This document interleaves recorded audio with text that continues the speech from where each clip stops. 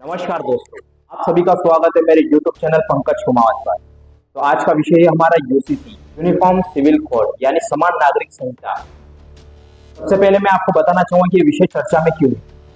प्रधानमंत्री ने स्वतंत्रता दिवस के अवसर पर अपने भाषण में समान नागरिक संहिता के पक्ष में अपना समर्थन व्यक्त किया है। वर्तमान में धार्मिक नागरिक संहिता के स्थान पर एक धर्मनिरपेक्ष नागरिक संहिता की आवश्यकता पर बल दिया है। भारत सरकार द्वारा आने वाले समय में लोकसभा और राज्यसभा में भी ये बिल प्रस्तुत किए जाएंगे। अब हम बात करते हैं यूनिफॉर्म सिविल कोड के बारे में।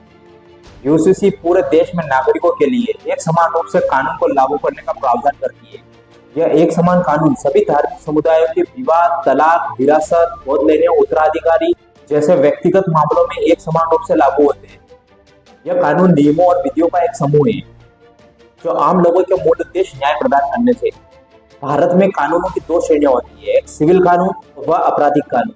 सिविल कानून वे होते हैं जो दो संगठनों व दो व्यक्तियों के बीच के विवाद पर, जैसे संपत्ति, धन, आवास, विरासत, बच्चों की कस्टडी आदि।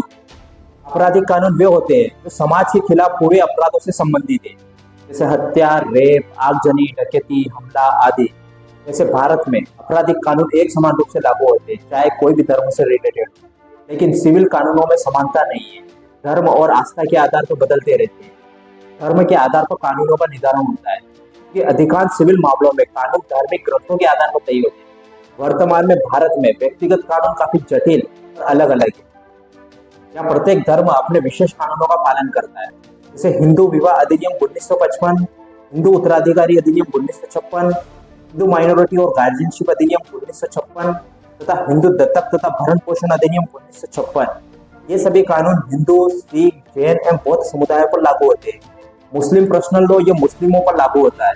भारतीय उत्तराधिकार अधिनियम 1925 ईसाई, पारसी, यहूदी जैसे समुदायों पर लागू होता है। विशेष विवाह अधिनियम 1954 यह कानून भारत के नागरिकों और विदेशों में रहने वाले सभी भारतीयों के लिए किसी भी धर्म या आस्था को मानने वाले व्यक्ति से विवाह करने का प्रावधान किया गया है। सबसे महत्वपूर्ण समान नागरिक संहिता को लागू करने का उद्देश्य क्या रहेगा? देश में एक ऐसे कानूनों का निर्माण करना है जो विवाह, तलाक, उत्तराधिकार, गोद लेने जैसे मामलों पर सभी धर्मों पर एक समान रूप से लागू हो और कोई धार्मिक ग्रंथों का हस्तक्षेप नहीं हो। और यह कानून न केवल धर्मों के बीच बल्कि धर्मों के अंदर महिला एवं पुरुषों के बीच की समानता को भी सुनिश्चित करेगा। अब यूसीसी के पक्ष और विरोध पर बात करने से पहले यूसीसी के इतिहास को जान लेते हैं।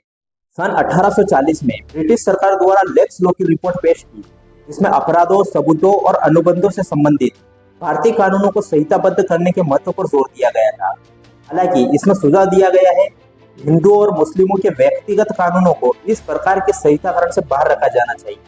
सन 1941 में BN राव समिति ने हिंदुओं के कानूनों को संहिताकरण करने के लिए सुझाव दिया था। इसमें महिला को समान अधिकार देने की बात कही गई थी। तो अब हम यूसीसी के पक्ष पर बात करें तो इससे संबंधित प्रावधान भारत के संविधान में दिए गए हैं। राज्य के नीति निर्देशक तत्वों DPSP के तहत अनुच्छेद 44 में यूसीसी का प्रावधान किया गया है, लेकिन अनुच्छेद 37 के अनुसार DPSP गैर परिवर्तनीय, अर्थात इसे लागू करने की कोई गारंटी नहीं है। इसके लिए आज तक यह लागू नहीं हो पाया है। सुप्रीम कोर्ट द्वारा भी समय समय पर कानूनों को लागू करने के लिए जोर दिया गया है।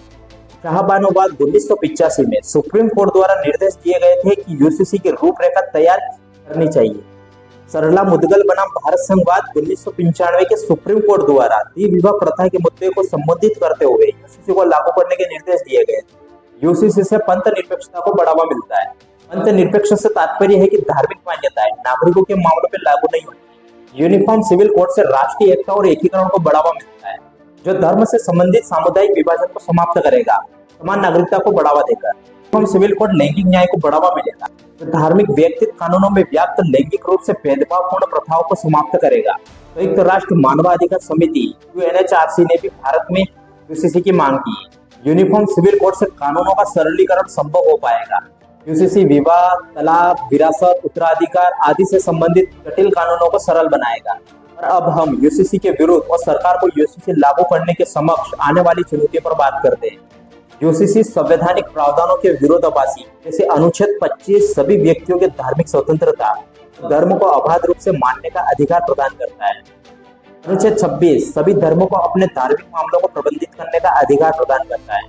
इसलिए यूसीसी लागू करने पर अनुच्छेद 25 एवं 26 का उल्लंघन करती है। यूसीसी को लागू करने से देश के विविध समुदायों की सांस्कृतिक एवं धार्मिक पहचान को कमजोर हो सकती है, क्योंकि भारत में अलग अलग धर्मों के लोगों की धार्मिक मान्यताएं सिद्धांत एक नजरिए से देखना विविधता के लिए खतरा होगी।